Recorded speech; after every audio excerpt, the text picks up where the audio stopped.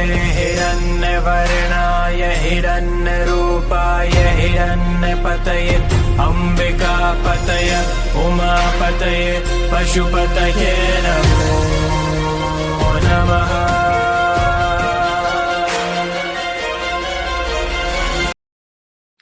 नमस्कार। ज्योतिष के इस अद्भुत कार्यक्रम में भृगु ज्योतिष में आप सबका स्वागत है, आप सबका अभिनंदन है।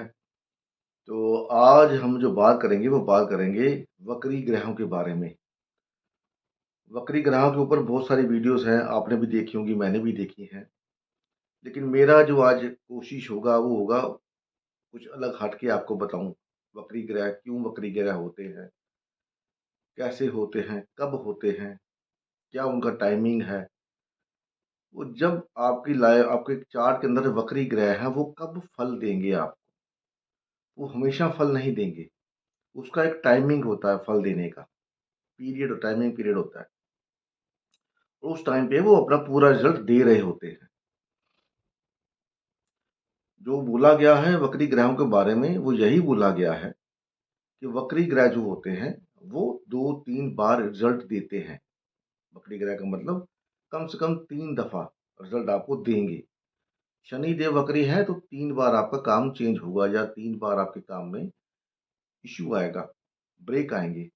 बृहस्पति वक्री होगा तो नॉलेज, फादर, किड्स, ऐसे आप देख सकते हैं ग्रहों को।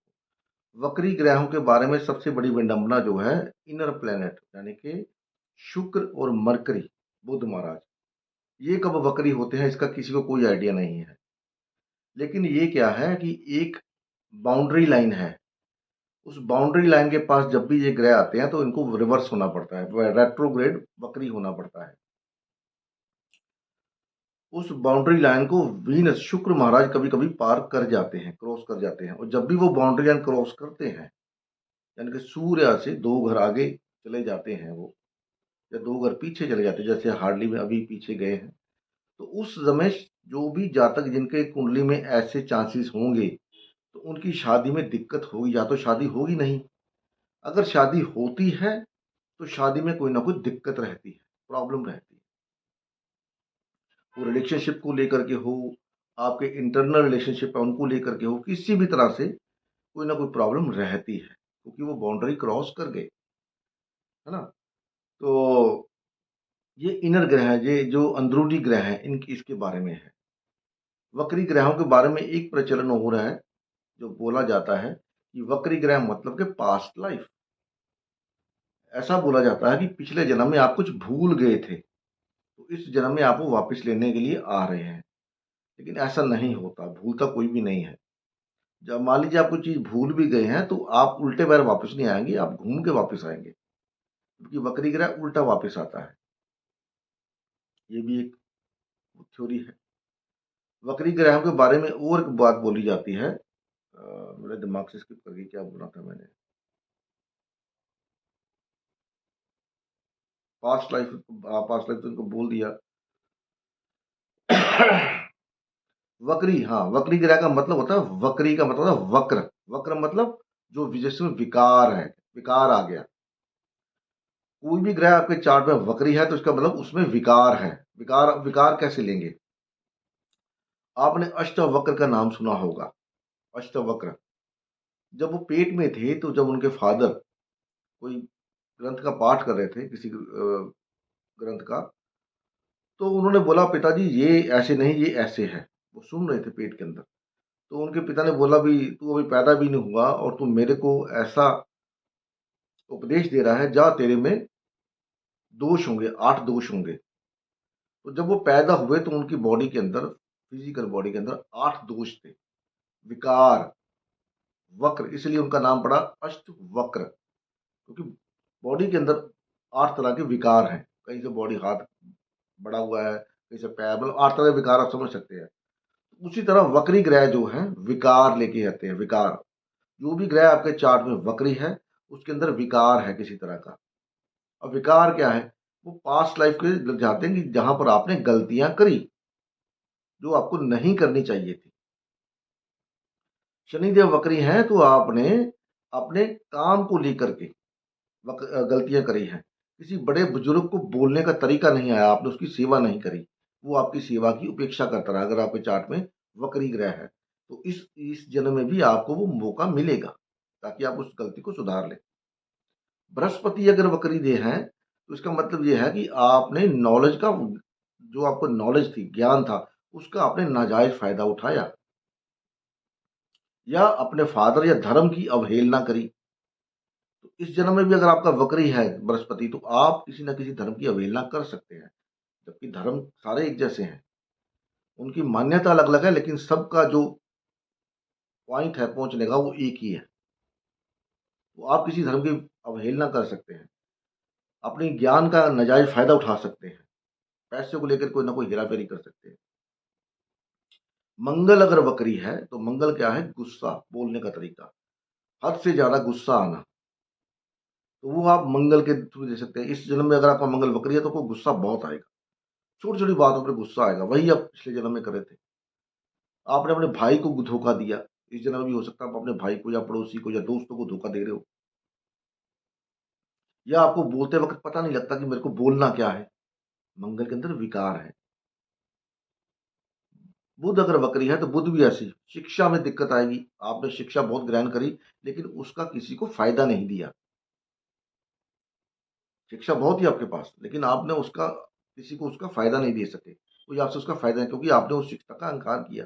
ये मेरे पास है, मैं तो इसको दूँगा ही नहीं किसी को। जबकि आप चाहते तो किसी की हेल्प कर सकते थे। और इस जन्म में भी आपके पास नॉलेज अच्छा होगा, दिमाग बहुत डीप जाता होगा, लेकिन लोगों को हेल्प करने की बजाय आप सोचते होंगे कि इसकी हेल्प करूँ कि ना करूँ, बदले में मुझे क्या मिलेगा? शुक्रदेव अगर वक्री है, तो आपने अपने रिश्तेदारी में या रिलेशनशिप के अंदर नाजायज़ फ़ायदा उठाया। अपने स्पाउस को, बीवी को या हस्बैंड को चीट किया है। तो इस जन्म में शुक्रदेव बताते हैं कि भाई, अब इस जन्म में भी ऐसा कर्म मत करियो। लेकिन ऐसे लोग करते हैं, हो जाता है। ये सारे ग्रह हो गए हैं हमारे। सूर्य और चंद्रमा कभी वक्री होते नहीं। राहु और केतु हमेशा वक्री रहते हैं। लेकिन जब सूर्य ग्रहण होता है या केतु ग्रहण होता है, या जब भी चंद्रमा राहु या केतु के पास जाता है, तो ये दोनों ग्रह स्तंभी हो जाते हैं या फॉरवर्ड मोशन में जाते हैं। और जब ये फॉरवर्ड मोशन में होंगे, तो इनको वक्री गिना जाएगा। तो इसका मतलब ये है कि आपने पिछले जन्म में राहु केतु की सिग्निफिकेशन से रिलेटेड अपने इन-लॉ से, अपने नाना-नानी से, उनके साथ बहुत बुरा व्यवहार किया। पैसे को लेकर के धोखा दिया, इनहेरिटेंस को लेकर के अपने फैमिली के साथ धोखा किया हो सकता है, इन-लॉज़ के साथ धोखा किया हो सकता है। अगर राहु केतु फॉरवर्ड मोशन में है या स्टेशनरी है, अगर वो रेट्रोग्रेड है, तो बात अलग है, तो वो ठीक है। ये तो हो गया इनका। अब रेट्रोग्रेड प्लैनेट होते कब हैं, वक्री होते कब हैं? जब भी जो आउटर प्लैनेट है, इनर प्लैनेट की बात नहीं करूँगा, क्योंकि उस पे अभी मैं रिसर्च कर रहा हूँ। आउटर प्लैनेट मंगल हो गया, बृहस्पति हो गया, शनिदेव हो गए, यूरेनस हो गया, प्लूटो हो गया, नेपच्यून हो गया। ये सारे के सारे ग्रह 5 महीने वक्री रहते हैं साल के अंदर, और 7 महीने फॉरवर्ड मोशन में रहते हैं। अब देख लीजिए नेपच्यून, प्लूटो कितनी दूर है, लेकिन उनका जो टाइमिंग है वो 5 महीने ही है। 5 महीने के दौरान वो रेट्रोग्रेड रहते हैं, और 7 महीने वो फॉरवर्ड मोशन में रहते हैं। अभी आपको बताऊँगा आगे कि कब वो रिज़ल्ट देते हैं। जब भी सूर्य किसी भी आउटर ग्रह से 110 डिग्री के आसपास दूर जाते हैं, जैसे अभी बृहस्पति से, जैसे ही सूर्य 110 डिग्री यानी कि 3 घर आगे गए, 4 घर, तो बृहस्पति देव वक्री हो गए, 110 डिग्री पूरा हो जाता है।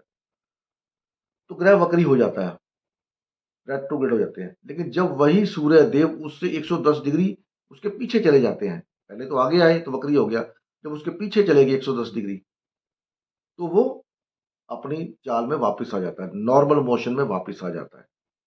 नॉर्मल वो मोशन में वापस आने से पहले वो एक बार स्तंभी होता है, डिपेंडिंग ऑन वो प्लैनेट कौन-सा है। शनिदेव है तो ज़्यादा देर स्तंभी होते हैं, बृहस्पति थोड़ा कम स्तंभी होते हैं, मंगल थोड़ा और कम स्तंभी होता है, क्योंकि मंगल फास्ट प्लैनेट है।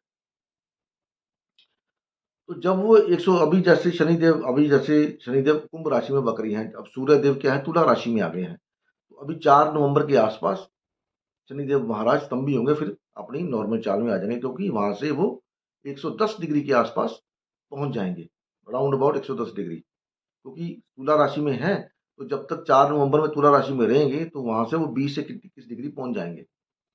तो 10 डिग्री वो लगा लीजिए, 30 डिग्री आप लगा लीजिए उसका क्या नाम उसका स्कॉर्पियो के 40, और 30 डिग्री लगा लीजिए आप धनु राशि के 70, और 30 डिग्री मकर राशि के 100। और जब शनिदेव वक्री से नॉर्मल चाल में आएंगे तो वो 6 डिग्री के आसपास होंगे, ऐसा कुछ 110 डिग्री का होता है। अब रही बात ये रिजल्ट कब देते हैं।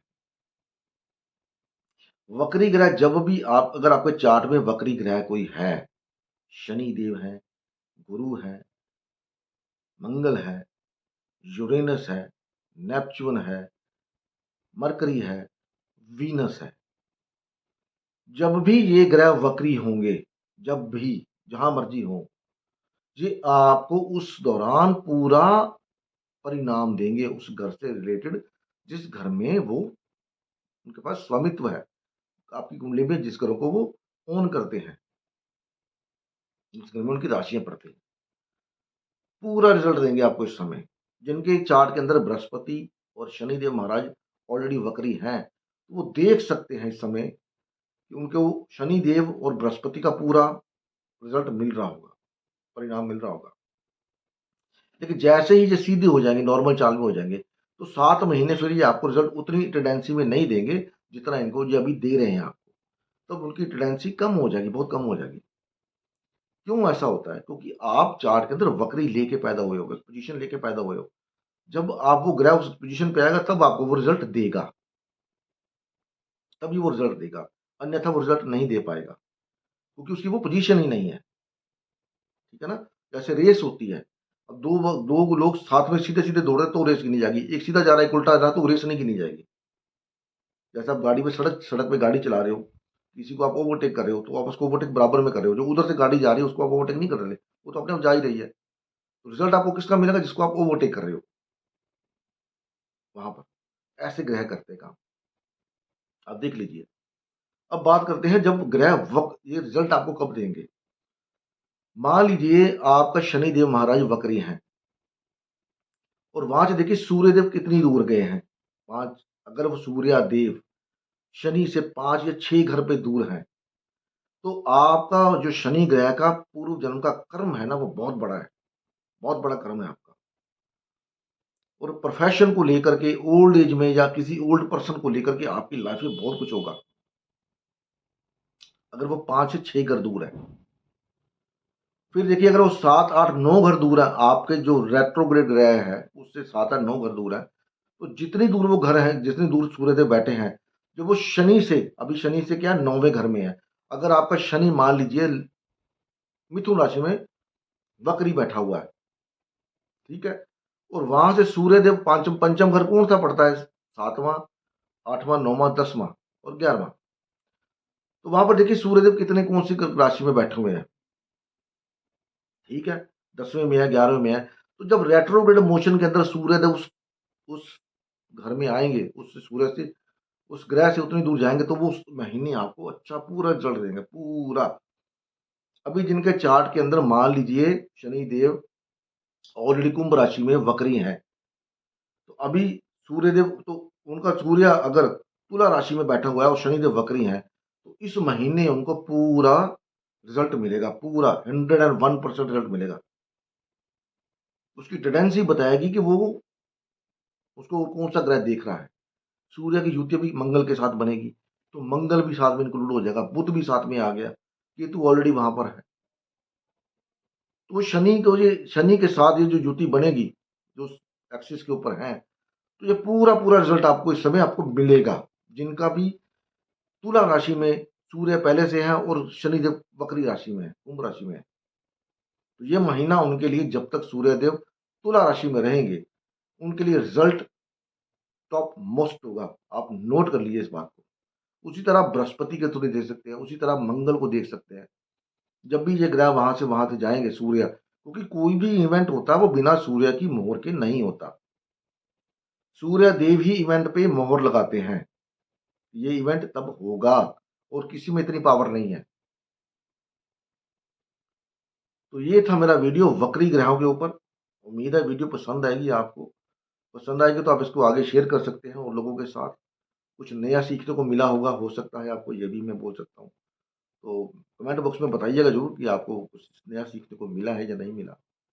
बाकी जैसे आप ठीक समझे, आपकी इच्छा। मिलते हैं अगली वीडियो में, तब तक के लिए नमस्कार। भगवान आप सबका भला करे। ओम नमः शिवाय। जय माता दी।